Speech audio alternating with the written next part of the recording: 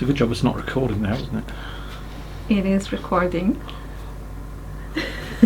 Howdy, folks. Welcome to another episode of Mingles with Jingles. What you drinking this week, Jingles? Well, I suppose I have to make up for the last couple of weeks. Finally. Yeah, but hopefully this goes some way to making up to Germany for what I've been drinking. This is from Munich. It's called Spaten. I'm probably mispronouncing it. I've never tried it before, so I have no idea what it tastes like. Alright. By the way, ever since last week, Jingles taught me to make shandies. Just so he has an excuse for me to help him drink an non-alcoholic beer. Yeah. It's actually not bad if you mix it with lemonade. Alright. Sprite, 7-Up, whatever. Yes. Yeah, I heard you explaining on Twitch. This isn't lemonade. Yeah, there is this one thing that I realized that in UK, if you ask for lemonade at the bar or something, at the pub, they give you Sprite instead, or 7-Up. Yeah, lemonade. That's not lemonade. It doesn't. Lemonade implies to have lemons in it. I'm sure there's citrus What's acid wrong in it with somewhere. you? I don't know. It's like, when I ask for lemonade, I ask for fresh lemon juice. I don't know. Well, then ask for lemon juice. No, it's lemonade. So fussy. Bloody British. Can I try? Have you been good? Yes. Have you done all your homework? God, yeah. Passed all your exams? Yeah. Okay, go on then. All right. I really like the scent of this one. The thing is, that Erdinger stuff, it actually smells like wheat beer, because wheat beer is... Ooh, I like this.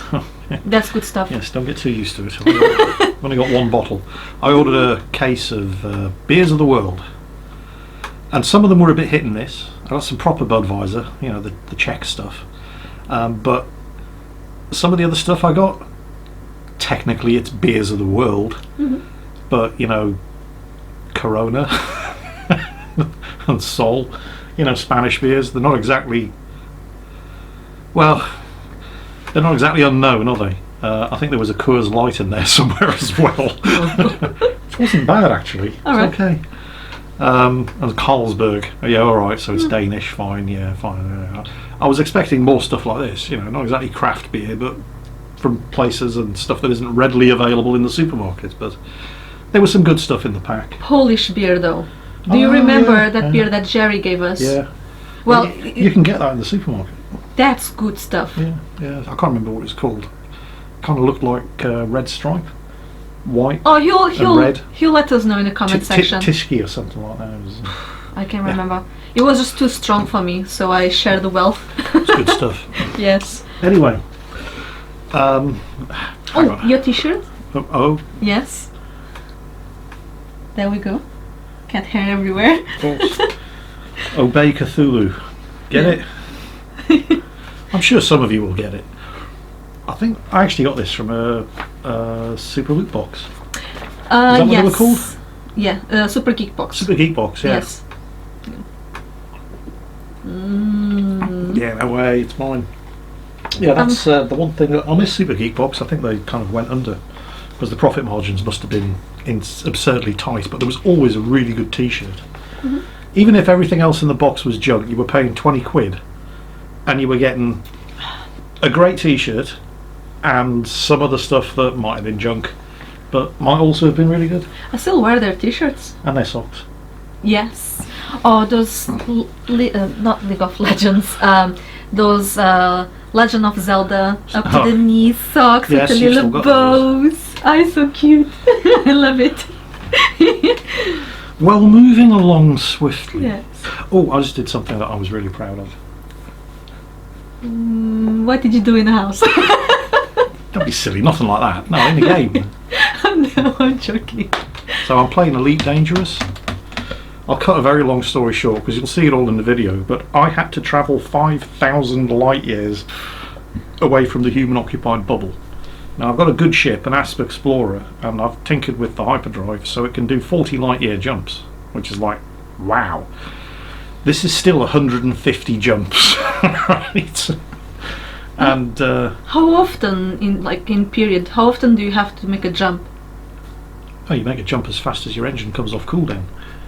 Oh, all right. So All right. I can do 150 light years in about 4 minutes. Okay. But I made the mistake of only fitting a class 2 fuel scoop. Who knows? She has no idea what that means. Because you can refuel. Because you're out in the middle of nowhere. There are no space stations you can park at to refuel. So you've got to scoop hydrogen fuel from the various different stars. And not all stars are capable of, because you're not going to scoop hydrogen from a brown dwarf. It's barely even a star. So yellow orange stars, red dwarfs, white stars if you're careful. They're all fuel sources. But anyway, the problem is with a class 2 fuel scoop, I was scooping 75 kilos of fuel per second, and that was pushing the heat limits. I couldn't do that for long. All right. And my fuel tank holds 32 tons of fuel. So it was.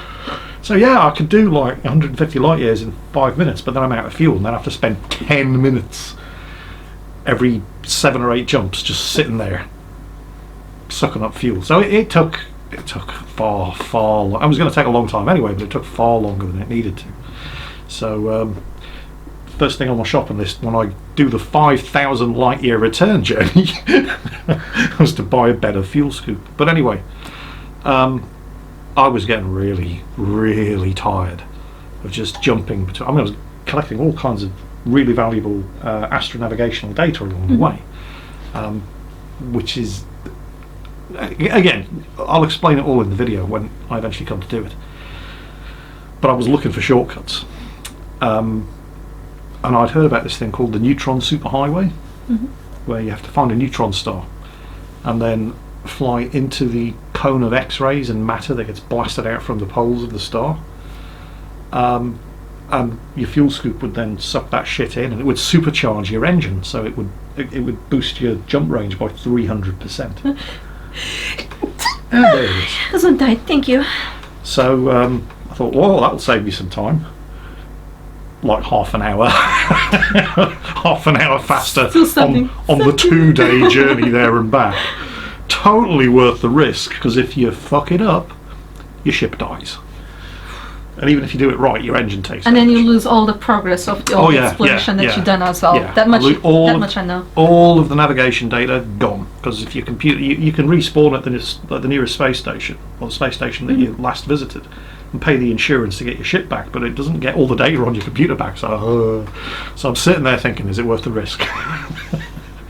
Because it's going to save me 8 jumps. Yeah. And half an hour of time.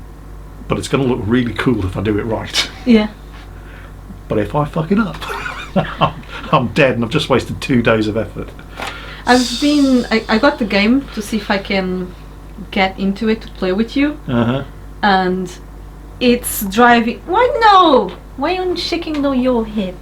Go on then. It's driving me crazy because you're not really meant to touch the mouse, but I'm so keen on touching the mouse. Yeah, I started rotating instead of flying like so, I fly like so. And I can't stop. If you move the mouse left and right, that controls your rotation. I know. So just stop moving it left or right. Point it where you want to go, and then leave it alone. I just Kids. It's driving me crazy. No. So entitled. I want everything done for me. Millennials. Anyway, so you probably noticed there hasn't been a Workshop Wednesday video for quite some time. It's not that I haven't been painting things. I've been painting less stuff. I've been making less models. You can probably blame Elite Dangerous for that. I've been really getting into that. But it's just that, here's the thing. If you watch a video of somebody painting something, yes, because there's lots of channels out there that do miniature painting, getting a good video of somebody painting something is such a lot of work. Yeah. Because you're sitting there and you're painting and the camera's set up perfectly, and then you do this, and then before you realise it, the camera's capturing the back of your head for the next 10 minutes, or you move the model to get a better angle and now your hand's in the way, and so you either have to have somebody else doing the filming, or you have to have a monitor set up so that you can keep looking up and checking what the camera's seeing, and then readjusting your position. And what it does is it turns something that's supposed to be a relaxing hobby into work. Yeah, it really is. Which is why it's not that I haven't been painting stuff, I just haven't been recording it, because I wanted to just concentrate on enjoying the process rather than making sure there was a good video being made. But, those last videos I made, that you made. That you filmed? Yeah, I filmed. Because here's the thing, you don't have all those fancy schwancy workshops that a lot of skill modeler YouTubers have. I've got a tiny little room, and the Yes. setup isn't ideal for camera work and stuff. But there's one thing they don't have that you do. Yes, I proposed to do the camera work for Jingles, Yes. and as far as I care, my Saturdays are to help you out. Yeah. And the last couple of videos,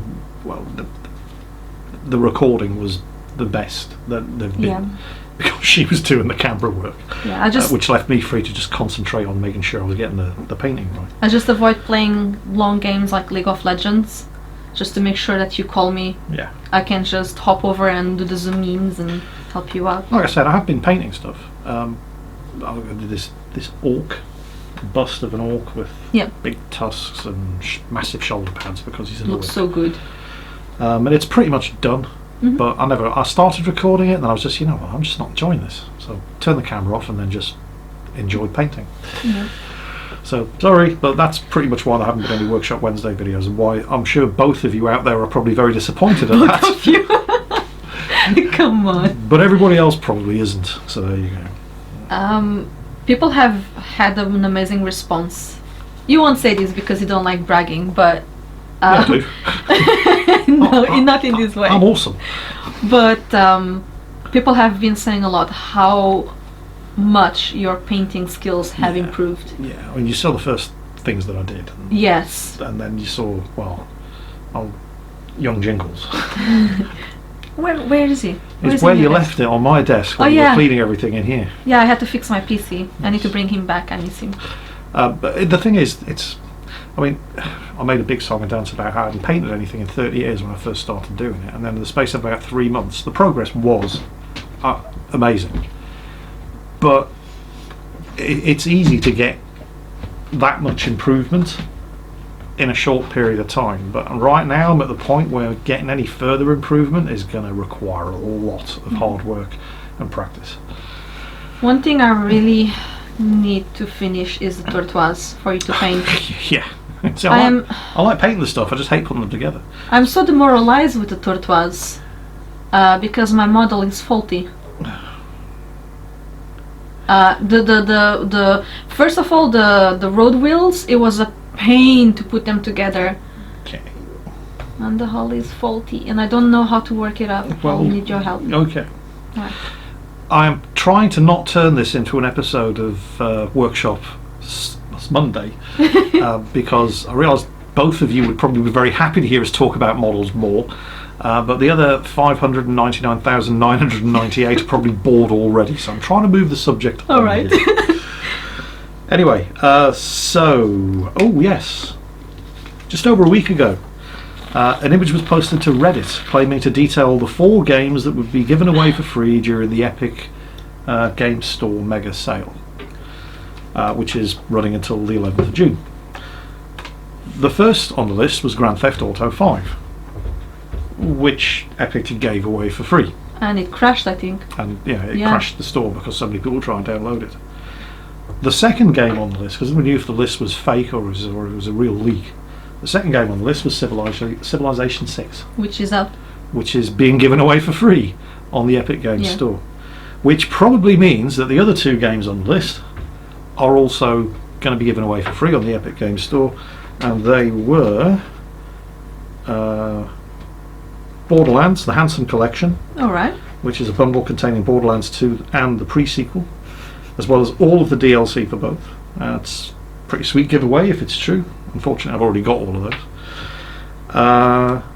And we'll have to wait until Thursday the 28th of May to find out if the leak is true. Oh, and the final game on the list is Ark Survival Evolved. I'm actually interested in that one. Right, so keep an eye on the Epic Games Store, get yourself some free games. I was just giggling a little bit because it brought me back memories of us playing Borderlands 2. You learned very quickly to not let me drive. Don't let her drive. In Borderlands 2. Don't let her anywhere near the controls of the vehicle in a game. Hey, this is why you're having problems with Elite. Yes, Wee. I can't. Oh, and Civilization 6 comes with the Aztec DLC wow. included as well. So Right. there you go. That's nice. Anyway, this I heard this story. This was great. So there's a World of Warcraft player who goes by the name of Rextory, who who's just one-shotted a raid boss for 115 million damage. He's well, it's an exploit. So anyway, the story is this: in the current expansion for World of Warcraft, I mean the next expansion, Shadowlands, is in alpha test at the moment.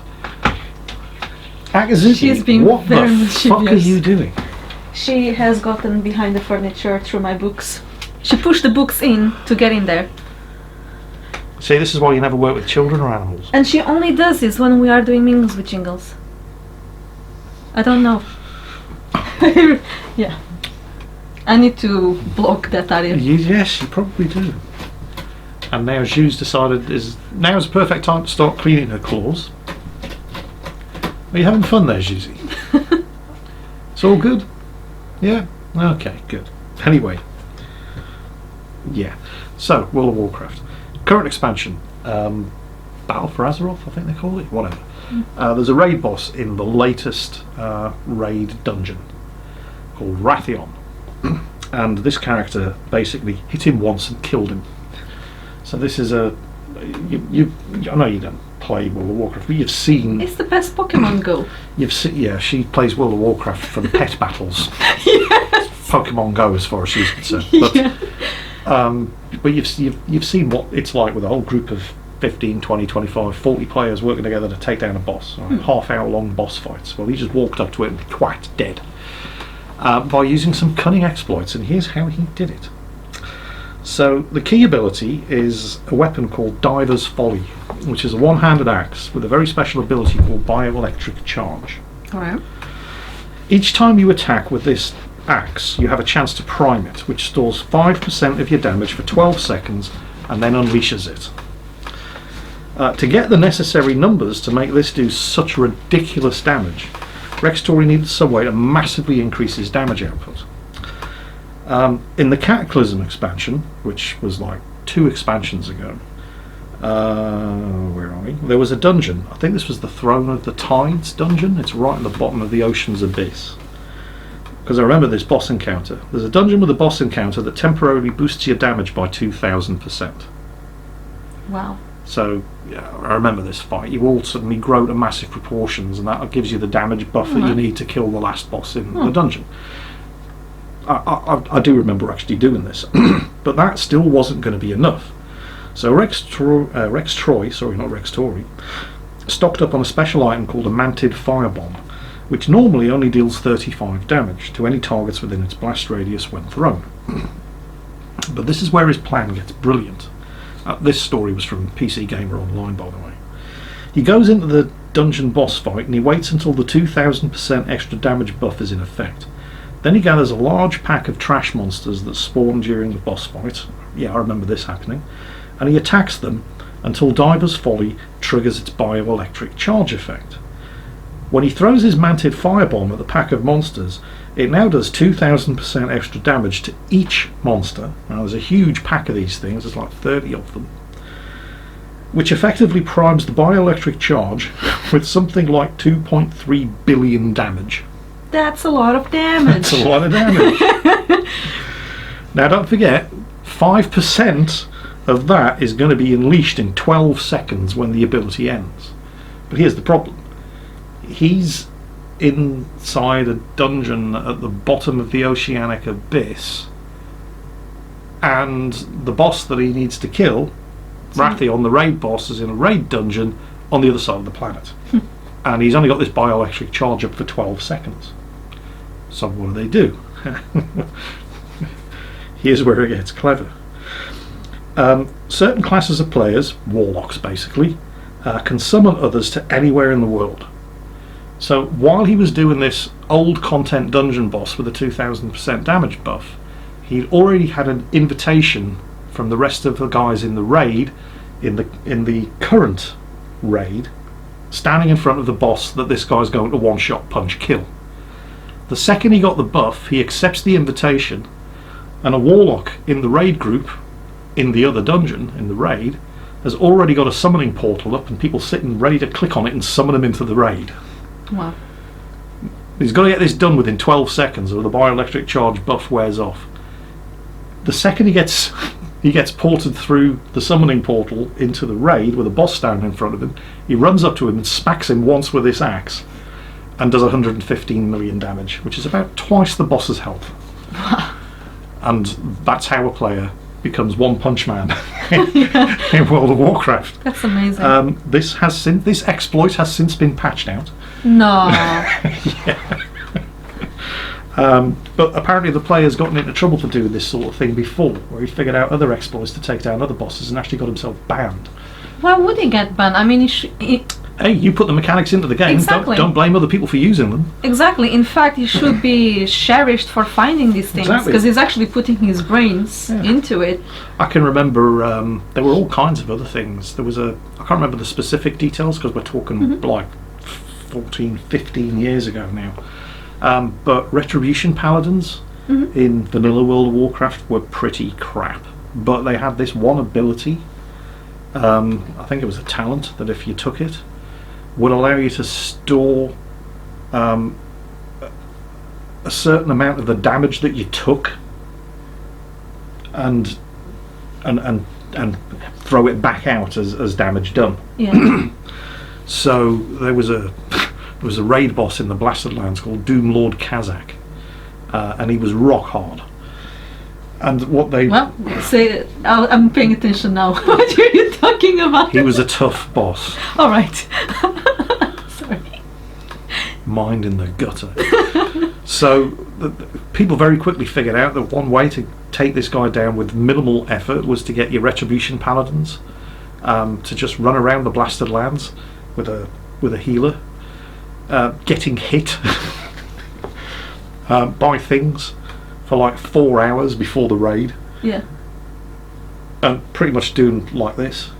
So then the raid group would get together and they would all go, because Doom Lord Kazak was in the Blasted Lands and the Paladin would be running around in the Blasted Lands for like 4 or 5 hours before the raid, just getting everything to hit him, with a healer running around after them, keeping them topped up, or the Paladin could heal himself, whatever. And then, all that damage built up after 4 or 5 hours. And then the raid group would form together. They would quickly run from wherever the Paladin, because both things were in the Blasted Lands, over to where Doom Lord Kazak was. The Paladin would walk up to him, hit him, and everybody would farm the loot. That's such an amazing amount of dedication to a game. Yeah, it's unbelievable the things that people will do to exploit game mechanics in. Well, I mean, World of Warcraft's famous for it, but it's certainly not unique. But even so. Nerds! Nerds! Did I ever tell you about Baron Geddon in the Molten Core dungeon? Oh, this was hilarious. Baron Geddon was in the very first raid dungeon in World of Warcraft, Molten Core. It was a 40-man raid.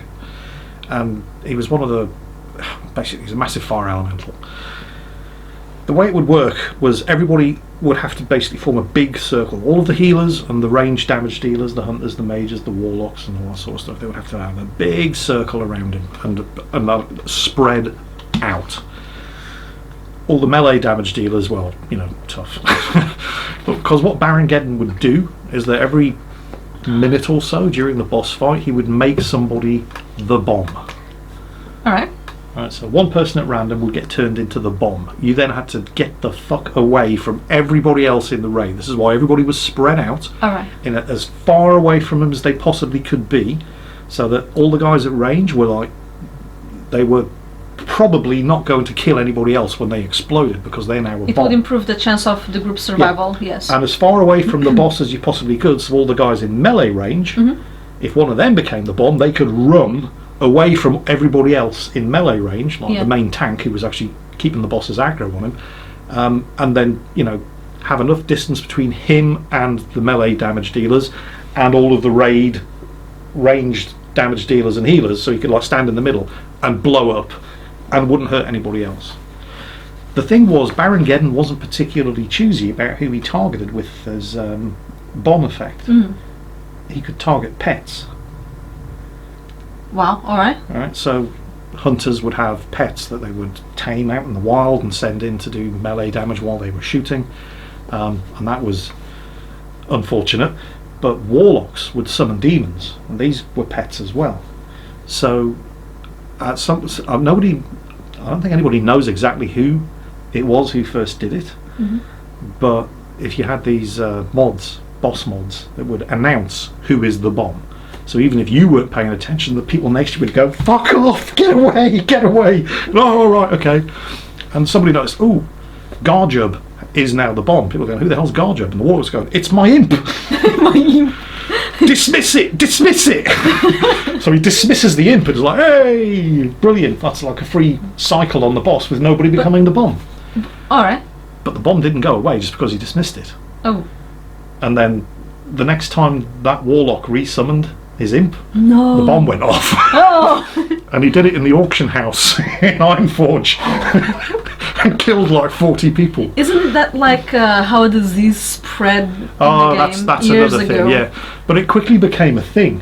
So the warlocks were all like, please do it to my pet, please do it to my pet, so that they could dismiss it and then summon it in the auction house in Ironforge, just to try to kill as many people as they possibly could. I mentioned the it, chat. Yeah, and of course it killed all the auctioneers as well. So, you know, all banking and auction services were offline in Ironforge whenever the warlock did this.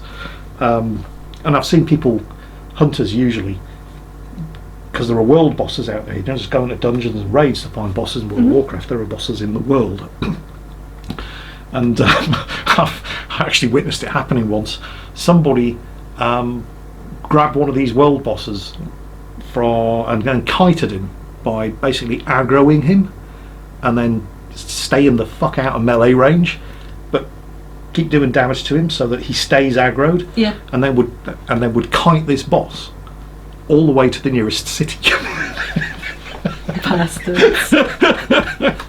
Hunters were great at it, because hunters get this ability called Feign Death, which drops all aggro. So you would just, you know, kite the boss. Second the boss entered the city guards or NPCs were like, "Oh," they would start hitting him, but they're never going to generate as much aggro on the boss as you've generated by shooting at him repeatedly for the last 2 hours as you've dragged him across half the world. But the hunter just goes, "Oh, I'm dead." The boss goes, "Oh, he's dead now. Well, I'll kill all of these instead." Oh no. Then the hunter goes and runs off. So more shit that they had to patch out of the game. Yes. Anyway, so there we go. One Shot Man, World of Warcraft. Well done. We haven't talked about The Last of Us 2 in a while, have we? No. No. So I'm sure you're probably aware by now that the plot, an entire, hours worth of gameplay from The Last of Us 2 by Naughty Dog has been leaked, and Sony and Naughty Dog have been going after the person's anybody uploading and hitting them with copyright. Well, not copyright strikes, DMCA takedown notices. Those things. 3 strikes on your channel, it gets erased. And that's, you can kind of understand because they are uploading copyrighted material without the consent of the copyright owner. And you can, it's a bit heavy-handed, but this is their game they're talking about. So fair enough. But then what they started doing was taking down people's channels and attacking people's Twitch streams when they were just talking about attacking in what way? Issuing. Well, I'm not sure. I don't know exactly what the process is on Twitch. Yeah. But if you do anything, you can report. If you flout copyright on Twitch, I'm sure they can do stuff in the same way on YouTube. You get a DMCA strike or just a copyright strike, which doesn't affect your channel. It just means you can't monetize the content. But Sony haven't been doing that. They've been hitting people with DMCA strikes, threatening their livelihood on YouTube. but they started doing it to people who were even talking Mm-hmm. about the leaks. You know, they weren't uploading content, they weren't showing any copyrighted material. It was a news story, they were talking about it, and they were getting their channels threatened. Yeah. And then they started issuing strikes against people who were talking about the fact that they were issuing strikes against people who were talking about The Last of Us 2. Now, this is disgusting. It is. And completely expected, of course. But what's not expected is the fact that nobody seems to be talking about it. And I don't mean, you know, of course they're not talking about it because they're getting shut down by Sony if they do. But the major gaming websites aren't talking about it. They're not talking about the... You do a search for it with basically people on YouTube putting videos up saying, Sony, stop this shit, this is well out of order. You're not seeing any of the major gaming websites talking about Sony's heavy-handed approach. You're not seeing the mainstream media talking about it. I mean, they're don't expect the mainstream media to... But even the mainstream media picks up on this stuff. I mean, look what happened with Star Wars Battlefront 2 and Electronic Arts' pay-to-win loot box mechanics. That kicked off such a... I mean, you know that you're fucked up when Forbes Financial starts talking about what you're getting up to. Yeah. But nobody is talking about what Sony's doing. And I just don't get it. I don't understand why not. It's a newsworthy story, but the news isn't reporting on it. What media corporations does Sony own? Yeah. You know, what percentage of stocks in Fox does Sony have? You know, it's just very, very suspicious. It's let's get into a little bit of gossip. Here we go. Have you heard about Johnny Depp and Amber Heard? Mm-hmm. Well, basically, she sued the guy for like 50 million and said that he was abusive when in fact she was the one. When in fact she was the one being abusive, and she was like he even. And he paid up, and he didn't make a fuss. And everybody was like, "Oh, Johnny Depp, oh, he's an arsehole. Oh, I used to think he was cool. Oh, I used to like him. No, he's just a wanker." But and then Amber Heard was caught bragging about how... Oh, there is even like audio tapes of her admitting to the things she did to Johnny Depp. Basically everything that she accused him of doing, and got millions and millions of dollars in a settlement He for, even lost a finger. Was stuff that she was doing to him. Yeah. And rather than cause a fuss, he just settled. And now it's come out that she is actually was the abusive one in the relationship. But it's very interesting because one of the news outlets that has been very defensive of her, they have ties with a man she cheated on Johnny with, who's a big CEO of a space company. Right. And is his surname something related to smelly fragrances?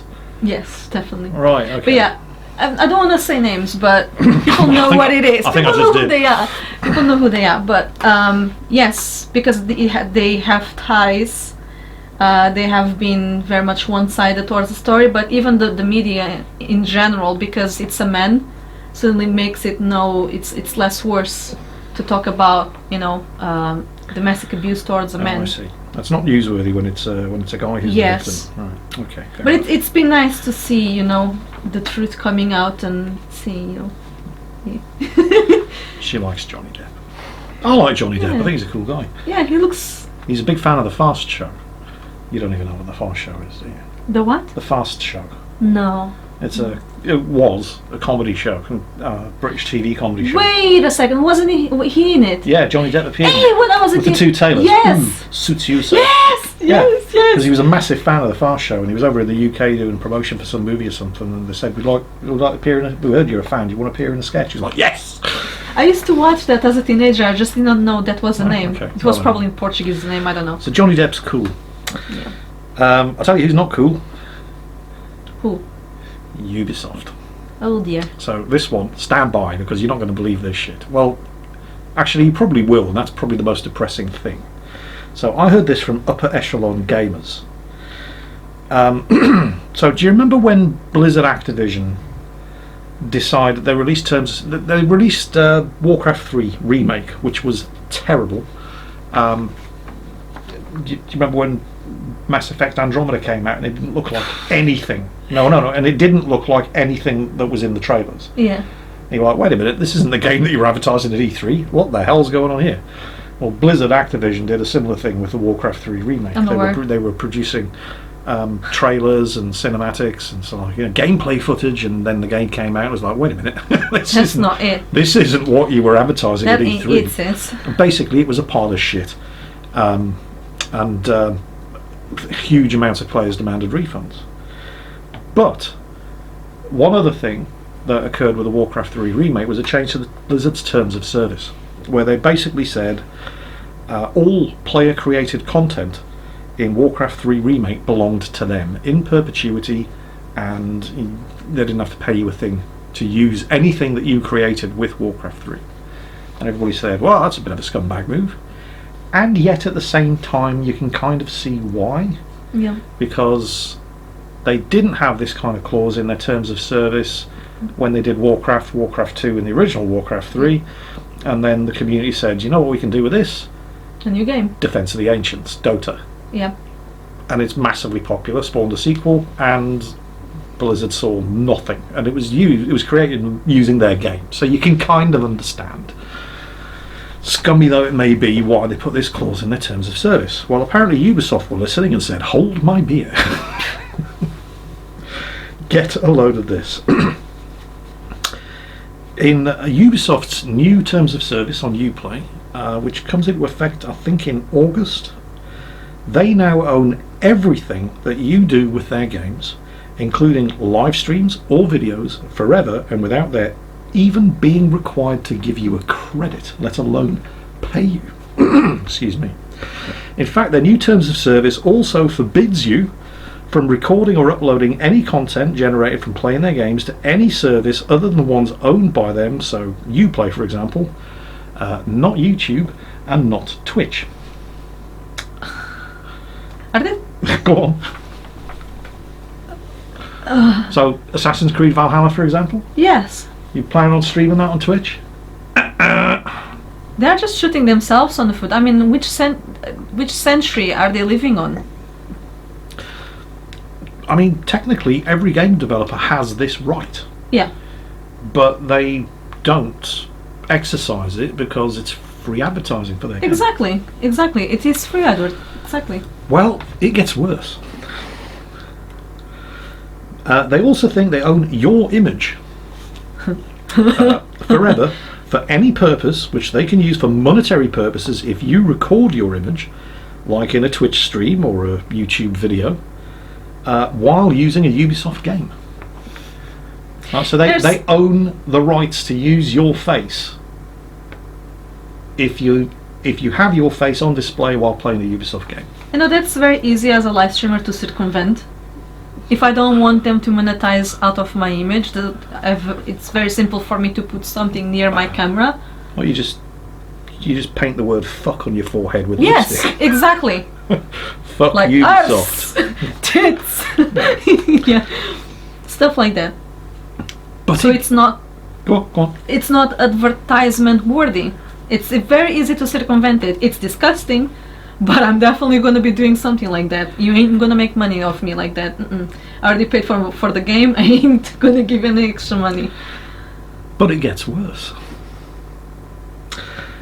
If there are any third parties in that content, like for example you're playing with a friend and Ubisoft uses that footage to advertise their game and monetizes the footage, so if they let's say you're playing, a third party doesn't have to be another person. Let's say, for example, here we go. I've just gotten Assassin's Creed Valhalla. Yeah. I'm not going to now because fuck Ubisoft. But let's just say for the sake of argument, I've got the game. And I'm playing the game. And I'm recording it for YouTube, which is dodgy because the new terms of service says I can't upload it to YouTube. But I'm doing it anyway because fuck Ubisoft. And I am using some background music which I have the license to use from an audio library like Epidemic Sound. And I do have a license to use audio from Epidemic Sound. And I've got that going in the background. The video does well on YouTube. Ubisoft thanks to their new terms of service, say we're going to take that video and we're going to put it into an advert, Yep. which we will put on YouTube, and that advert will be monetized. Yep. Because that's what they do. Except now they're using my content because they now think they own it. Mm-hmm. But what they don't own is the right To use music from Epidemic Sound. Yeah. I own that right, and which is why I have it on that video. But Ubisoft don't have a license to use music from Epidemic Sound. So Epidemic Sound now say, hang on a minute, and they sue Ubisoft. All right. This is where things get even more scummy than you have any right to imagine. If Ubisoft uses this footage to advertise their game and monetises it, that third party might very well sue Ubisoft for a cut of the profits. Ubisoft also now reserves the right to charge you for the cost of any damages. So what do you think of that? They're out of their mind. If you decide that you don't agree to these terms when they come into effect on August the 12th, you lose access to every Ubisoft title that you own on Uplay, including your account, the account itself, Yep. because you've rejected the terms of service. So all of those games that you have on Uplay, you know, Assassin's Creed Odyssey, Assassin's Creed Origins, all of the other games, kiss them goodbye. Even though you've bought them and paid for them, you no longer have the right to use them, and you will get no compensation for any of the money that you've spent on the Ubisoft titles that you no longer have access to, because fuck Ubisoft's new terms of service. So, you know, it's your money. You know, I was really spend it wisely, that's all I'm saying. I was really excited for Valhalla, Yeah. and I'm just like, Now it can go and fuck itself.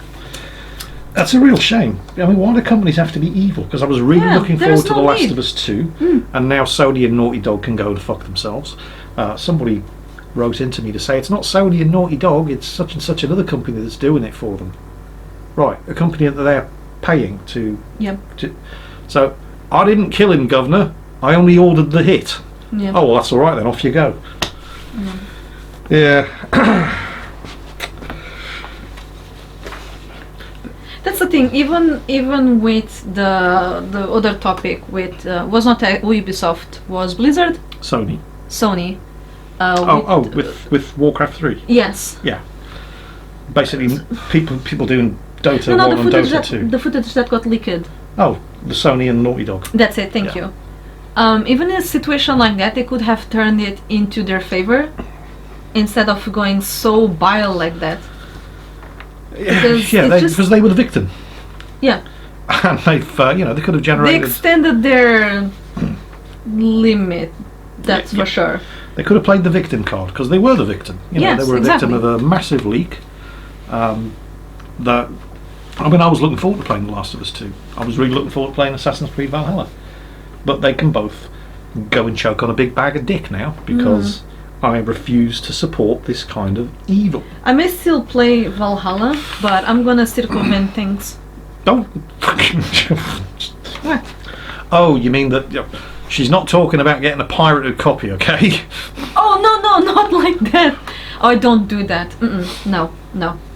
I mean, just put something near my camera, like near my face, and just make it not advertisable wording. As simple as that, so I don't have to be scared with being sued or something.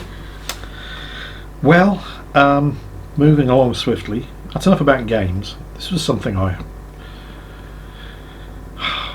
kids. What is? So, what's TikTok anyway? Oh God. What is TikTok, Rita? Well, TikTok is a website where people who weren't shown enough attention when they were children, and they will dance like they are having some sort of seizure. And I'm very sorry for anyone out there that may have these problems, but I do sincerely hope you see the humor in it. So it's a new social media platform. Yes, and then they do this short video clips. Yes, and then they do this thing where there's like a voice clip of a series, and they emulate the moves and do the like it's a karaoke. So it's kind of at the shallow end of the gene pool as far as social media is concerned, yeah? It's weird. It's a weird page. Yeah. Attention-seeking TikTok star Ava Louise, 21 years old, started a viral toilet seat challenge where she was recorded licking a toilet seat.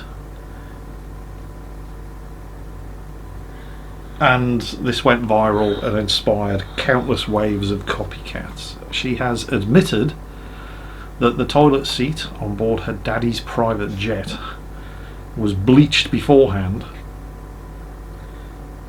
and explained her controversial coronavirus challenge in an interview on Thursday with Dr. Phil.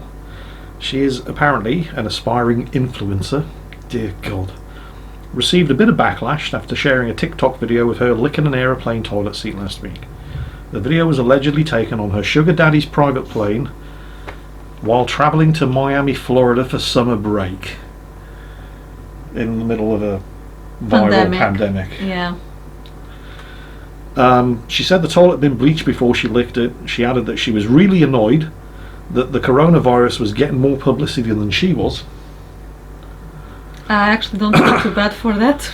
She said she believes that the media is lying about the coronavirus and that boomers are selfish for caring about the disease. And she said that it's fine if someone died from her carelessness as long as she got social media attention. Well, she's got it. This is your generation, Rita. It ain't my fucking generation. Take those words out. That's my sister's generation, my younger sister. Meanwhile, a California influencer going by the name of Lars has claimed that he is in hospital with coronavirus days after posting a video of himself licking a toilet bowl for the TikTok coronavirus challenge. Only this fucking genius did it in a men's public toilet. And he didn't clean it beforehand. Lars, 20... this is just... This is a prime candidate for a Darwin Award. It's turning my stomach a little bit. Lars, 21 years old as well, revealed in a since-deleted tweet, "I tested positive for coronavirus." He also previously appeared on Dr. Phil with another influencer, where they discussed how they licked tubs of ice cream and those wankers. All right. And spat mouthwash back into the bottles in supermarkets in viral videos. "I don't talk to my family," Lars told Dr. Phil. "They're irrelevant. None of them have followers. If they got followers or got rich, I'd probably talk to them again." Lars bragged about how he had lots of money from paid sponsorship deals across his social media accounts where he posts pictures with luxury cars and celebrities. Right. I mean, I hope he doesn't die. By the way, about those things with luxury cars and so on, there's actually luxury car clubs you can join. Yeah. You don't actually own the cars, Yeah. you just pay a small fee, Yeah. and then you can drive with those vehicles for a determined amount of time. It's just like rental. Yeah. Those people don't own those cars, No, let me tell you. They don't all own Lamborghinis and No, Ferraris. They no. just pose to have pictures taken with Exactly. Lamborghinis and Ferraris. Yeah. So I'm sure I can't wait to see the comment section on this one. At that point, it's natural selection. I'm not going to argue. Yeah. Oh, Too young to die, too stupid to live. That beer smells so good. I'm drinking water and I'm just... Jingles. Can I have a sippy? Jingles, can I have a sippy? You know what this reminds me of? What? I can't remember when it was. 1990s probably. Simple Minds, their real life tour. Like the band? Yeah. Yeah. They were doing the Gateshead Stadium up in the northeast of England, and I went to watch. And I've got to be honest, I mean, Simple Minds were great, but their supporting acts were really, really good as well. They had OMD. Give me an example. Joan of Arc. Oh yeah, yes. They had the Stranglers. Ooh, alright. Yeah, who were fantastic, and they also had Roachford, who you've probably never heard of. They were a band from, well, their parents were from Jamaica, but the band were from London, so they were the sons of Jamaican immigrants. Yeah. And they had a couple of hit singles in the 90s. One called Feel For Me Baby, or Feel For You Baby. And anyway, they were up there. And I had to show the audience. So they were banging out their hit single. And then halfway through the song, they just stopped dead. And the whole band froze, except for the lead singer, who he's holding on the microphone. And he stopped, reached down, picked up a bottle of Red Stripe, which isn't this. And then, so we could all hear it, because it was a blistering hot summer day. Right in front of the microphone, all we heard was Red Stripe really hits the spot, and then started playing the song again. Obviously it was a sponsored section, but it was amazing. Alright, we must start doing this. Jingles, please. Whatever the hell it is. Really hits the spot. Yeah. Oh look, there's a little bit left. Just have it. You're giving me the leftovers now. I'm joking. I'm not. It's good beer. It smells really good. Yeah, it's pretty good. It's not like what you had last week. Oh, Jesus, no. It smelled like diabetes. Really? It was really sweet, the scent. Okay. So I got an email from Anthony Riches, which is quite appropriate. Anthony Riches. He said, "Hey Jingles, I'd love to know on YouTube. No need to answer this. So here we are. Excuse me. What you think of the new Elite? 2 reasons. 1, I played David Braben's first ever version decades ago. So did I, back in the 80s on the BBC microcomputer and the ZX Spectrum. He's even older than I am. I remember when all this was green fields," he says. And 2, I'm considering an investment in the company, Frontier Developments, and I wonder if this new version is all it's stacking up to be. So he wants to invest in the game, in the developers of Elite. All right. His name's Riches.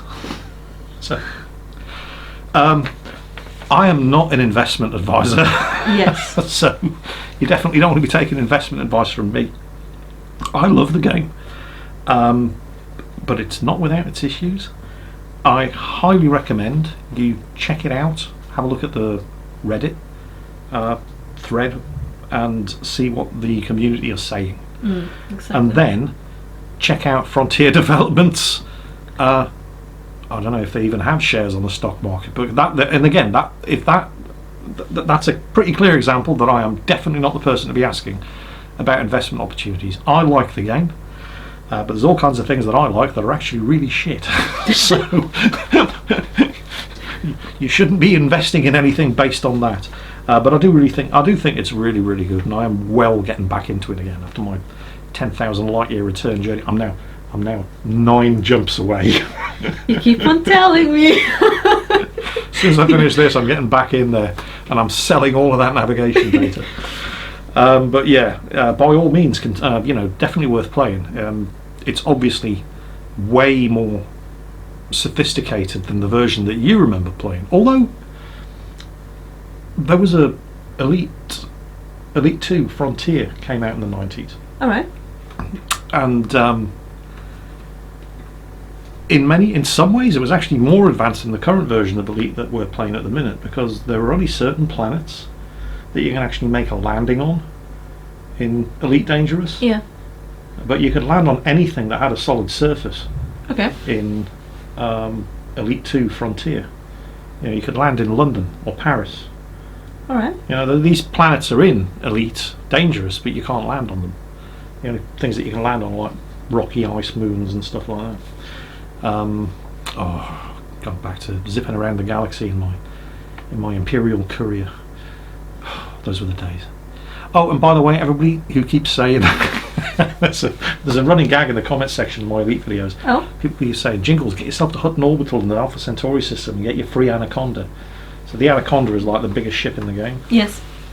Didn't you get it? No. All right. I got the Imperial. Oh, you remember the current video series I'm doing? It's like my road to getting the Imperial Clipper. Well, I've got it. I've also got the Imperial Cutter, which is like 5 times as expensive and even bigger. and it's too expensive for me to fly. So, but no. Like I said, there's this running gag in the comments. People saying, "Jingles, get yourself to Hutton Orbital and the Alpha Centauri system, and get yourself a free Anaconda." Oh, I don't know how many people have fallen for this, but I'm not falling for it because I played Elite 2 Frontier, and I know all about the Alpha Centauri system. How bad is it? It's a binary star system. All right. Technically, you've heard of Alpha Centauri. Yes. You know that it's a star. Yes. Have you heard of Proxima Centauri? No. Okay, it's also a star.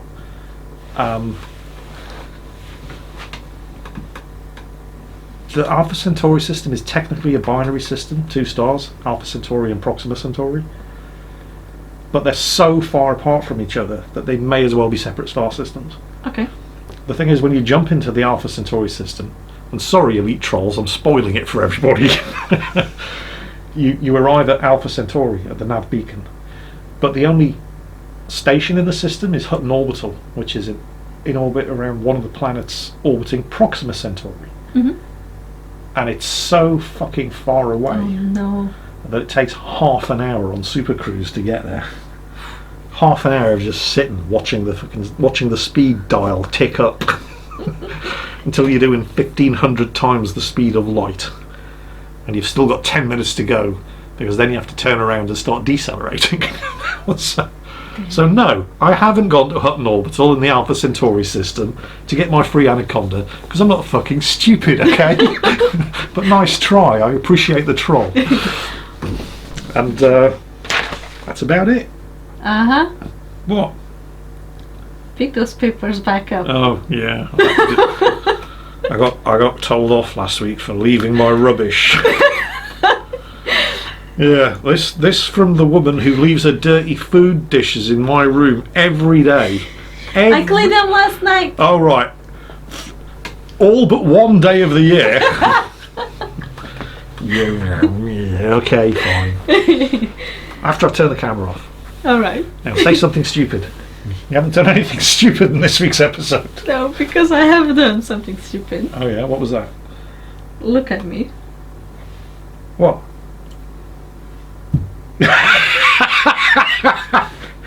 Those buttons aren't where they're supposed to be, Rita. Oh.